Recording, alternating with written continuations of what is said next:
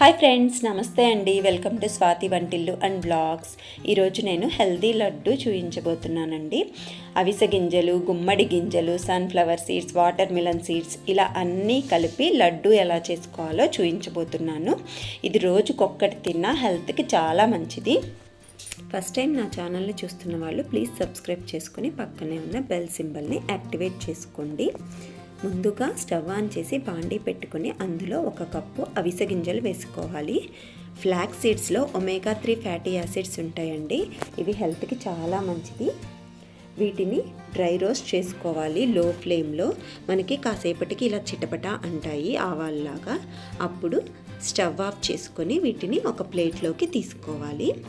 అదే పాన్లో 1 cup sunflower సీడ్స్ని వేసుకొని వీటిని కూడా వేయించుకోవాలి. వీటిలో విటమిన్ ఈ ఎక్కువగా ఉంటుందండి.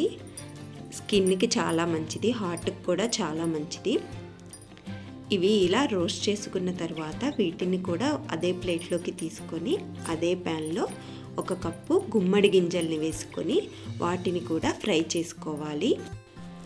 పంప్కిన్ సీడ్స్ హార్ట్కి, వెయిట్ మేనేజ్మెంట్కి చాలా మంచిది. ఇవి ఇలా రోస్ట్ అయిన తర్వాత వీటిని తీసి ప్లేట్లో పెట్టుకొని అదే ప్యాన్లో 1 కప్పు వాటర్ మిలన్ సీడ్స్ వేసుకొని వాటిని కూడా వేయించుకోవాలి. ఇవి చాలా త్వరగా రోస్ట్ అవుతాయండి.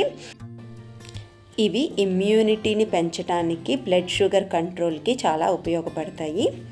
ఇవి కూడా ఫ్రై అయిన తర్వాత అన్నిటినీ ప్లేట్లోకి తీసుకొని చల్లారనివ్వాలి. ఇలా కంప్లీట్గా చల్లారిన తర్వాత ఒక మిక్సీ జార్లోకి తీసుకొని గ్రైండ్ చేసుకోవాలి. ఇక్కడ నేను 2 బ్యాచెస్గా గ్రైండ్ చేసుకుంటున్నాను. మరీ మెత్తగా కాకుండా కొంచెం బరకగా గ్రైండ్ చేసుకోవాలి.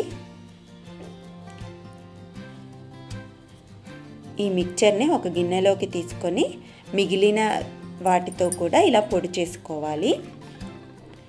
ఇప్పుడు స్టవ్ ఆన్ చేసి బాండీ పెట్టుకుని అందులో 2 కప్పుల బెల్లం, 2వ కప్పు కొంచెం తక్కువగా తీసుకుంటున్నాను. ఇందులో 1/4 కప్పు వాటర్ పోసుకొని బాగా మిక్స్ చేసుకోవాలి. బెల్లం పూర్తిగా కరిగి కొంచెం స్టిక్కీగా వస్తే మనకి సరిపోతుంది.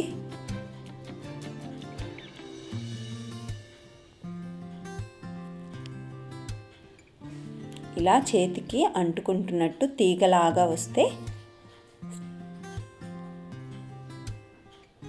మనం స్టవ్ ఆఫ్ చేసుకోవచ్చు.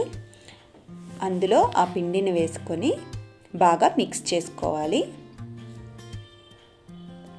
కొంచెం గోరువెచ్చగా ఉన్నప్పుడే ఇలా కొంచెం కొంచెం పిండిని తీసుకొని ఉండలుగా చేసుకోవాలి. చల్లారిన తర్వాత డ్రై అయిపోతుంది. చూడండి, ఇలా మొత్తం పిండి ఉండలు చేసుకునేసరికి చివరికి డ్రై అయిపోతుంది పొడి పొడిగా. కొంచెం ప్రెస్ చేసి చేసుకుంటే కానీ ఉండ వస్తుంది. ఈ వీడియో మీకు నచ్చినట్లయితే ప్లీజ్ లైక్ చేయండి, షేర్ చేయండి. Thanks for watching.